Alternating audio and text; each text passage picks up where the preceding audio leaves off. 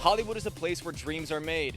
For the men's soccer team, that dream came to an end here in Los Angeles. I'll show you how the season wrapped up coming up. Bursting the bubble, why one ELN winter term class is changing its name after receiving some negative feedback. Running for a cause, how one ELN student is raising money for a firefighter in need. I'll have more on that story coming up. Your campus, your news. Good evening, ELN. I'm Megan Ford. And I'm Sky Cowens. The news you need to know starts right now.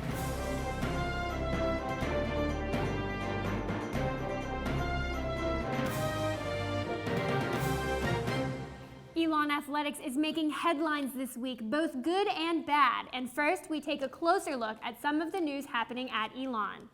We start with breaking news tonight. It's now official. The university athletic director says ELN's head football coach is out. As first reported by ELN, Jason Swepson has been fired. Our Joe Bruno is live from Alumni Fieldhouse with more. Joe?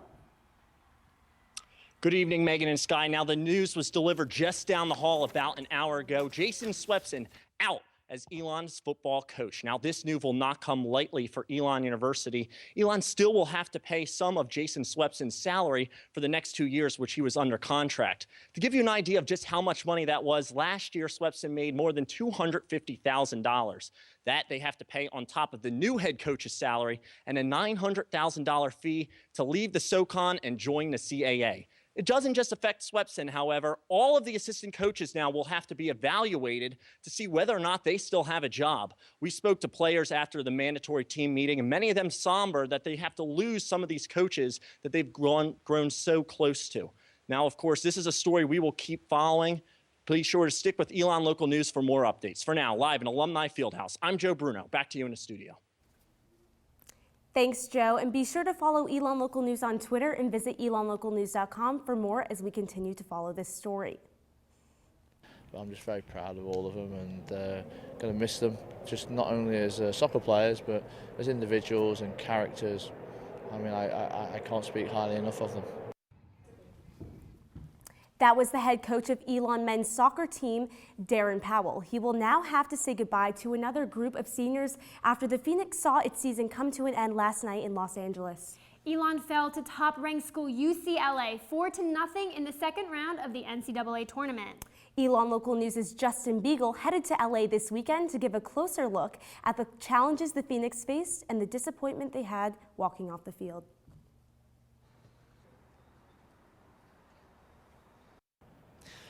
ELN had 73 hours to prepare between Thursday night's victory over Clemson and Sunday's kickoff against UCLA. And head coach Darren Powell wishes he had just had a little bit more time to get ready. You know, we win on Thursday night, and then you've got to travel across the country. You know, the logistics of that, it's just not enough time necessarily to prepare, as well as, you know, get a game plan together. It's very difficult. The Phoenix were unable to defeat the UCLA Bruins on Sunday, conceding 4 goals to this top-ranked team. It was a gut-wrenching loss which ended a magnificent season. We came by here and gave it all we got. We fought to the end, and that's something to pride ourselves in. I mean, it was just a good effort all around. It just wasn't our night. The journey may have ended in Los Angeles, but it was the experience that the players share with each other that will last forever. I mean, it's been incredible. We've been so lucky and blessed, and to really have these results in front of the crowds that we did. But it was incredible. I mean, the experience the last 2 games prior to this one were 2 of my best experiences at ELN as being a soccer player. And Coach Powell could not be more pleased with his players. To see these guys playing even 4-0 down and trying to score that goal to at least, you know, give the fans something to be excited about. You know, I couldn't be proud of the guys and what they've achieved this year. The sting of defeat is still fresh for the Phoenix, but Coach Powell is already planning towards next year. He and his staff will meet to begin planning for the transition to the CAA in the next couple of weeks.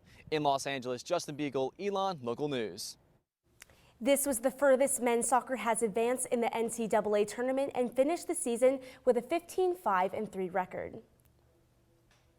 ELN may be a small town in North Carolina, but its alumni network branches to one of the largest cities in the nation.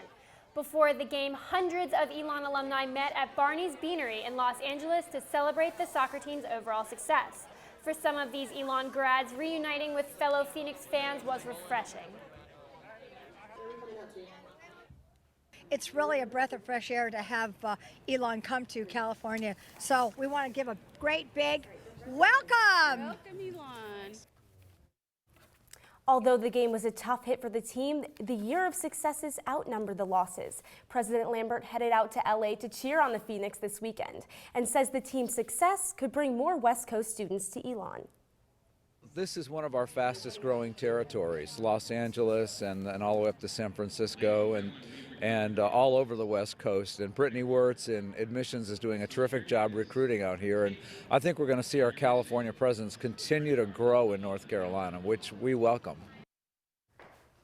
As you pack up for Thanksgiving, keep an eye on the weather. A winter storm is moving up the East Coast, and that could make your trip home a mess. Lauren Cook is downtown in Elon with updates. Lauren?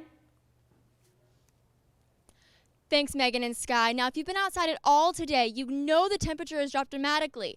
Now, it looks like rain and snow might be on the way, and around 400 flights were canceled today. So you might need to find an alternate way home for Thanksgiving.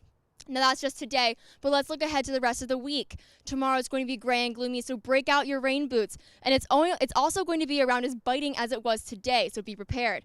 Wednesday looks to be around 23 degrees and is calling for snow, so break out your hat and gloves. Looking ahead to Thursday, it looks a little bit brighter, bringing out some rays of sunshine and hitting close to 47 degrees. Warmer, but still pretty chilly. The weather is going to be great this weekend, though, in Elon, hitting close to 55 degrees on Saturday. That's your Phoenix 5-day forecast. I'm Lauren Cook. Megan and Sky, back to you. Thanks, Lauren. Elon's Burst the Bubble program allows students to create a 3-day course on any subject they want. But one of these courses turns some heads online and on campus. Our Alex Rose is here in the studio to tell us more. Alex? Megan and Sky, an Elon Burst the Bubble course changed its name after receiving some national attention last week. I looked into what factors went into the change and the new name. We're even more excited to do it now. Sparks is changing the title and description of their Burst the Bubble course to Personal and Interpersonal Sexual Health. The winter term class, formerly called Self-Pleasure, received negative feedback this past week. That's where the comments were coming from, were from a place of ignorance and from a place of sexism. The original course caught the attention from a college blog called Barstool U, only days after the list of courses was published. It became less about the class and less about the topic and more about individuals, and that's the part that we really started to feel uncomfortable with. Sparks changed the course's name to clarify the course objectives. Elon Jr. Josh Kaufman says he wanted to take a broad topic like sexual awareness and narrow it to appeal to college students. The application says, any topic you want to do, and we really took that to heart. The course will now discuss relationship awareness, consent, and interpersonal aspects of sexual health. But even though the course description has changed, we still are going to be talking about aspects of self-pleasure and aspects that were originally in the first description. Becca Bishoprick-Patterson says Sparks also changed the instructors from specific students to peer educators. It's peers teaching peers, and that can be so powerful because that's who we often listen to as our peers. We want to make sure that there is that level of credibility and it isn't just students teaching the class, but it's peer educators. Sparks hopes the class will give students the opportunity to become more comfortable when talking about sex. I called the interim director of alumni engagement, Tate Arend, and he said they received nearly 10 calls from concerned graduates once they saw this course was offered. He explained how the students clarified in the description that the course will focus on many aspects of sexual health. He told me that overall, the alumni felt confident that the students handled it well. In the studio, Alex Rose, Elon Local News. Thanks, Alex. And if the Burst the Bubble class isn't for you, you can find the full list of courses online at www.elon.edu. This semester is coming to an end, and you may notice some changes on campus. The biggest change is outside the Mosley Center. Right now, the sidewalk to the Greek courts is closed, and it will stay closed until January 2015. That's because construction crews are building a sidewalk to make room for a new air conditioner for the Inman Admissions building. And for those concerned about parking, Elon's Director of Planning and Development, Brianne Moore, says it will stay pretty much the same, with the exception of a new parking lot opening on South Campus near the new health center. Moore also says this construction is a sign of Elon's growing community. Tomorrow, most Elon students will head home for Thanksgiving, but this year, finals begin right after the break. For some students, this quick turnaround may not be worth the cost of traveling. Our Tim Kitzlar has more. I'm from Dallas, Texas, and so it's kind of a long plane ride or a long drive home, and flights are not cheap. Elon senior Tracy Rates is one student who is upset about the Thanksgiving schedule this year.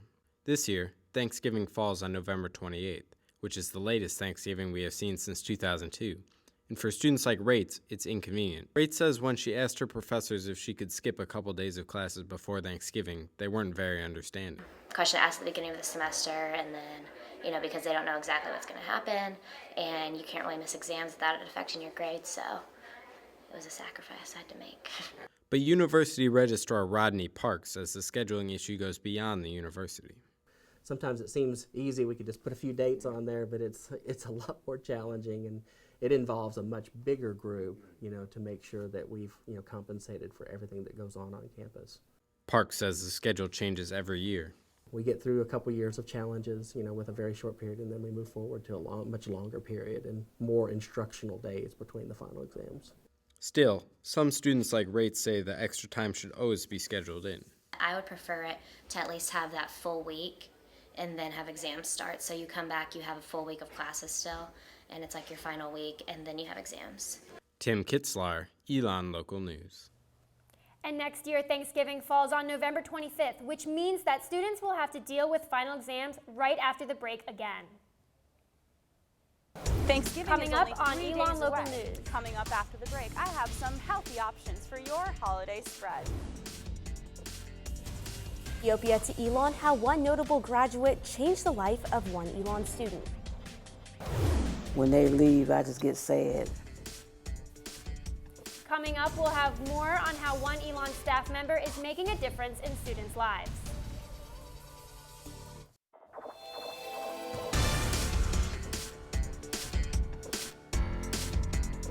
Hundreds of students gathered on South Campus Friday afternoon for the annual Campus Recreation Turkey Trot. For the cost of 2 canned goods, participants, some dressed like turkeys, ran a 5K. Campus Recreation donated more than 250 canned goods to allied churches of Burlington.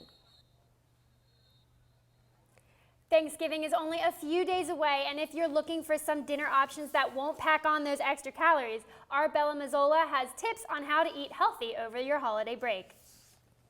Today, I am taking you grocery shopping to show you how to have a healthier Thanksgiving dinner. Let's start with potatoes. Instant potatoes can be easier to make, but fresh potatoes are a much healthier option. The less processed food, the better. And if you're making sweet potatoes, keep it simple with some butter and salt, not all the extra sugar. But potatoes aren't the only place you can cut back. Canned cranberries have a high sugar content. If you're looking for a healthier option, try fresh ones from the produce section. Now let's take a look at some other holiday dinner essentials. Cube stuffing has less calories than blended stuffing, and Pepperidge Farm has less calories than Thanksgiving classic stovetop stuffing. And on to the main course, the turkey. It's a lean meat, but the skin is high in fat. So if you're watching calories, peel off the skin first. Now it's time for dinner rolls. Fresh rolls have lower calories than refrigerated dough, so head to the bakery, not the freezer. And lastly, dessert. Home-baked desserts are usually healthier, and if you're deciding between different pies, go with pumpkin. It has less calories than cherry or apple. So remember, the fresher your food is, the healthier your dinner will be. And another way to keep down those calories is portion control. Here with your holiday tips, I'm Bella Mazzola, Elon Local News. Another tip to staying healthy this Thanksgiving is skipping seconds. Try to resist the temptation to go back for that second helping. The Truett Center is a well-known department on Elon's campus, but for one Elon student, the center hits close to home. Our Atoria Mills has more. Freshman Josephine Gardner's family wanted her to follow in her family's footsteps at Elon. That idea, my dad came to me and said it would be great, it would be an honor if you looked at Elon, just so you can keep the legacy of your grandmother. Gardner is the granddaughter of Edna Truett Knowles, the donor responsible for Elon's Truett Center. But it isn't just the donation that Gardner is thankful for. And it's because of my grandparents' money that I was able to come to America. Gardner's parents adopted her from Ethiopia when she was 11 years old. Her grandfather was a medical inventor, and the money he made allowed her parents to adopt 9 children from all over the world, including Gardner. My grandma split all the money to her kids and her siblings. So my parents got a huge amount of money. So they wanted to do something great with that money, and they thought about adopting kids. Gardner stepped foot on Elon's campus for the first time 2 years ago. She says when she saw her grandmother being honored for donating, she felt connected to the campus. Usually, every morning, I take the time to say thank you to God. When I walk through colonies, that's where I live. And she says she is thankful for her grandmother. It's because of her that I'm here in America and that I'm getting a second chance at life, and then I'm going to become a doctor and help people in the future. Atoria Mills, ELN Local News. Gardner says she is pursuing a medical career after college. She wants to return to Ethiopia and make a difference in her home country. The Greek courts would not be the same without her, and she is just one of Elon's unsung heroes. Our Evan McGillivray has that story. I've been here 19 years, down here, back and forth, and I meet every new student come in and out. Meet Michelle Stevens. Students living in the Loy Center might know her as the woman who cleans the sorority houses. We go around to every building and cleans up from top from bottom. But Stevens is one of the many unsung heroes on Elon's campus. I mean, she's kind of like an extension of our little family in the house. And for Stevens, being a part of this family is just one reason she loves her job. They get attached to me and I get attached to them, and I enjoy it. I really do. Stevens says these students have a special place in her heart. Certain ones I get attached to, and when they leave, I just get sad. And the students help Stevens in other ways. She is working to get her GED and driver's license. That's what I want more than anything in the world. And it is something Elon students say they are happy to help with. Sometimes she'll ask for help with whatever she's doing. It's just nice. It's natural to have her around the house. It's students that keep Stevens coming to work each day. And that's what I love about being at Elon and seeing my girls. I call them my girls. Evan McGillivray, Elon Local News. And Stevens is just one of the unsung heroes at Elon. For more stories of those who keep our campus running behind the scenes, Elon Local News will host an end of the semester special highlighting the 125 years of Elon and the people who keep this school going.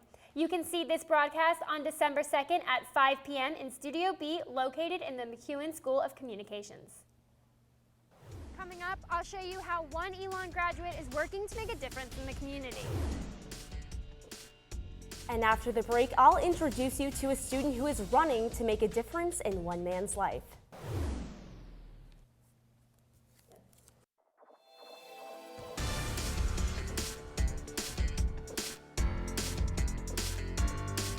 A charity run by an Elon graduate helps feed hundreds of people living in Alamance County.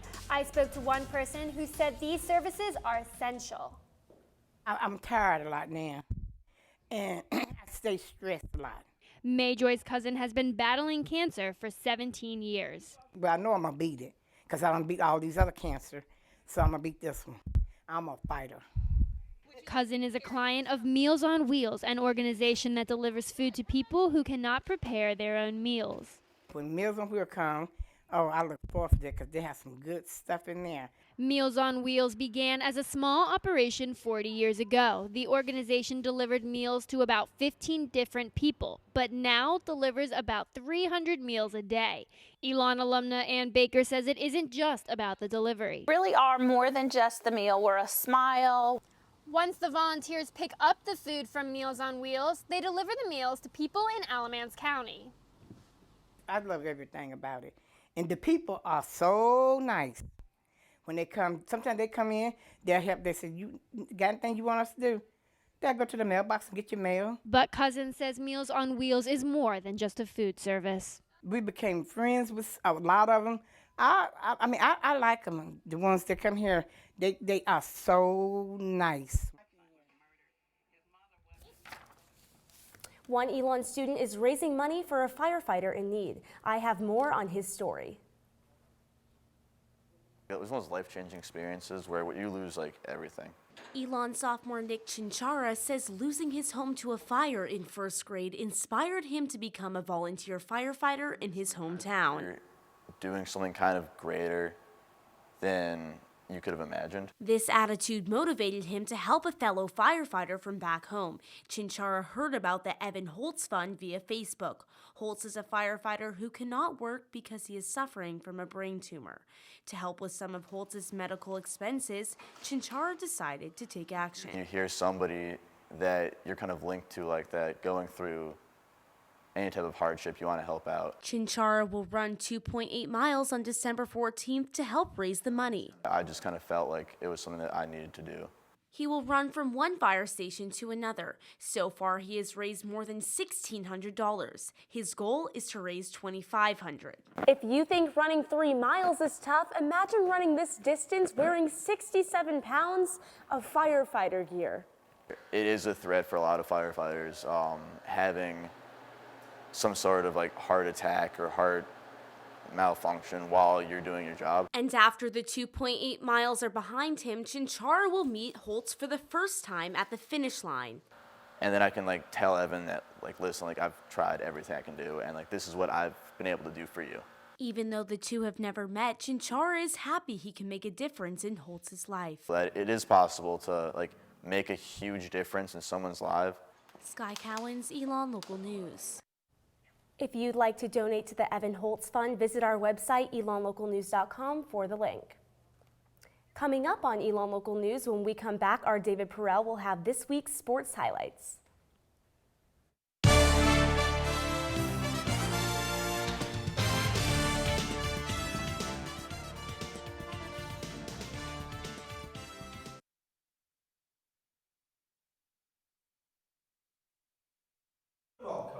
Athletic Director Dave Blank told the team the news in a meeting released this statement on Swepson's firing. Quote, "I believe that a change in leadership is necessary to move our program forward and provide the best opportunity for Elon's student athletes to succeed."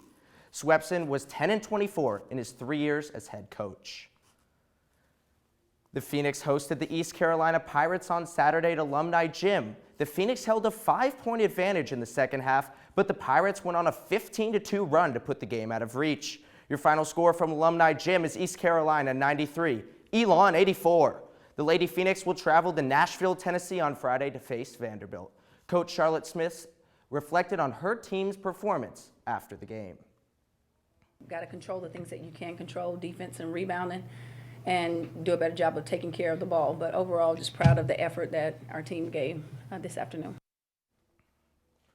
Let's move to football, where the Phoenix traveled to Samford to play their last game of the 2013 season and their final football game in the Southern Conference. The Phoenix came out strong and built a 14-0 lead early in the game. But the Phoenix found themselves down by just 3 points going into the fourth quarter before the Bulldogs won the game in dramatic fashion. The Maroon and Gold closed the season by losing 33-32, and the Phoenix finished with a 2-10 record. The Phoenix will compete in the Colonial Athletic Association next fall. Elon men's soccer wasn't the only team playing in a national championship this weekend. It was a cold and windy Sunday on the field for the men's club rugby team as they made their way to Greensboro for the USA Rugby 7-on-7 National Championship. I've been working really hard for these last couple weeks to make this tournament and this week to win this tournament, and I think we have a good chance. Elon's men's rugby team finished 6th overall in the men's Rugby Sevens National Championship. And Club Rugby President John Fonville says passion is what led the team to this success. Once I played my first match, I fell in love with it. But Fonville says fall rugby has less players than the spring. And he says the team has to make up for that on the field. There's only 7 people on the field on a full-size rugby pitch, 14-minute games, and so it's tough. You're sprinting the entire time, so being able to run and be faster than your opponent is really big. With each match just 14 minutes long, endurance becomes the most important part of the game. Being able to take a hit and give a hit and get back up afterwards and keep running full speed. And Fonville says rugby is nothing like football, a common misconception. Not having pads makes you focus on technique a lot more. When you're tackling, it's not like football where you're just trying to put your head on the ball or really just hit them. You're focusing on wrapping up, taking them down. Despite their 6th place finish in the Nationals, Fawnville sees a bright future for Elon's program. I think it's definitely starting to thrive, and I think this weekend is going to help us a lot with recruiting and getting some new people to come. The team plans to host a rugby tournament on Elon's campus in the spring. And we apologize for the technical difficulties. Here's what we were trying to say. Jason Swepson has been fired as Elon's head football coach. Athletic Director Dave Blank told the team the news in a meeting and released this statement on Swepson's firing.